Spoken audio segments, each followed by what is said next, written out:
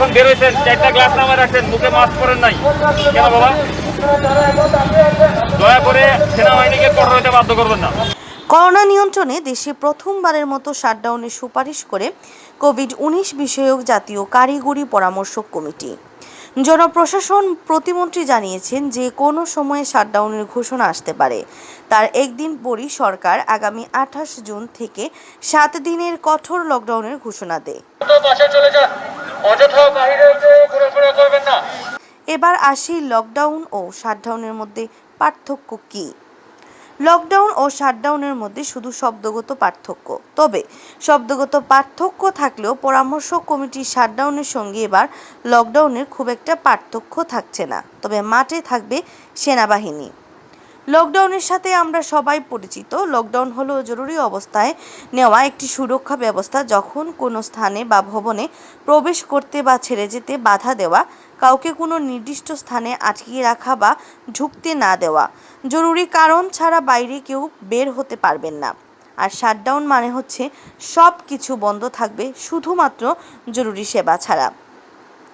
Office, আদালত, বাজার ঘাট, গণপরিবহন সহ সব বন্ধ থাকবে, সবাই বাসায় থাকবে। তবে এক্ষেত্রে কারফিউ জারি হতে পারে। জরুরি সেবা বলতে ঔষধ, ফায়ার সার্ভিস, গণমাধ্যম ছাড়া সব কিছু বন্ধ থাকবে। টিকা, স্বাস্থ্যবিধি মানা আর নিয়ন্ত্রিত জীবনযাপন, এই 3 উপায়কেই এখন পর্যন্ত বিশ্বে করোনা ভাইরাস থেকে রক্ষা পাওয়ার উপায় হিসেবে বিবেচনা করা হচ্ছে। এই 3 কৌশল একই সঙ্গে প্রয়োগের কথাই জোর দিচ্ছে দেশি বিদেশি সব বিশেষজ্ঞ। কিন্তু বাংলাদেশের সবকটিই চলছে ছন্নছাড়া অবস্থায়। না মিলছে প্রত্যাশিত পরিমাণে টিকা, মানুষ না মানছে ন্যূনতম স্বাস্থ্যবিধি, আর না কার্যকর করা হচ্ছে নিয়ন্ত্রিত ব্যবস্থা। এর পরিণতিতে করোনা ভাইরাসের সংক্রমণ এখন দেশে বেপরোয়া। এ অবস্থায় করোনা মোকাবেলায় সরকার গঠিত জাতীয় কারিগরি পরামর্শ কমিটির পরামর্শ মেনে আগামী সোমবার থেকে 7 দিনের সারা দেশে কঠোর লকডাউন কার্যকর করা হবে। সোমবার থেকে শুরু হতে যাওয়া কঠোর লকডাউনে জরুরি পরিষেবা ছাড়া সব সরকারি বেসরকারি অফিস বন্ধ থাকবে। জরুরি পণ্যবাহী ছাড়া সব ধরনের যানবাহন চলাচলও বন্ধ থাকবে। শুধু অ্যাম্বুলেন্স ও চিকিৎসা সংক্রান্ত কাজে যানবাহন চলাচল করতে পারবে। জরুরি কারণ ছাড়া বাড়ির বাইরে কেউ বের হতে পারবেন না। গণমাধ্যম এর আওতা বহির্ভূত থাকবে। জাতীয় কারিগরি পরামর্শ কমিটির সভায় প্রস্তাবিত শাটডাউনের রূপরেখা কেমন হবে তা জানতে চাইলে সভায় উপস্থিত সূত্রগুলো জানায়, যারা ওই প্রস্তাব দিয়েছেন তারা কারফিউ অবস্থার কথা বলেছেন।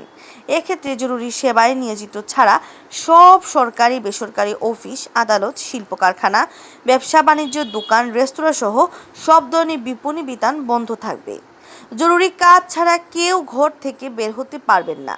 খাবার ও নিত্য প্রয়োজনীয় পণ্যের জন্য দোকান বাজার নির্দিষ্ট সময়ের জন্য খুলে আবার বন্ধ করে দেওয়া হবে। আর যৌক্তিক জরুরি কাজ ছাড়া কেউ ঘরের বাহির হলেই শাস্তির মুখে পড়তে হবে। এই ব্যবস্থা বাস্তবায়নের আগে যেহেতু সিভিল প্রশাসন ও পুলিশ প্রশাসন কাজ করেও সুবিধা করতে পারেনি, তাই এবার প্রয়োজনে সেনাবাহিনীর সহায়তা নেওয়ারও পরামর্শ দেওয়া হয়েছে। পরামর্শ কমিটিতে জোর দিয়েই বলা হয়েছে, মাত্র 14 দিন যদি কার্যকরভাবে সব কিছু বন্ধ রাখা যায় তবেই সুফল মিলবে। আন্নামা চৌধুরী, বাংলা ভিউ, সিলেট।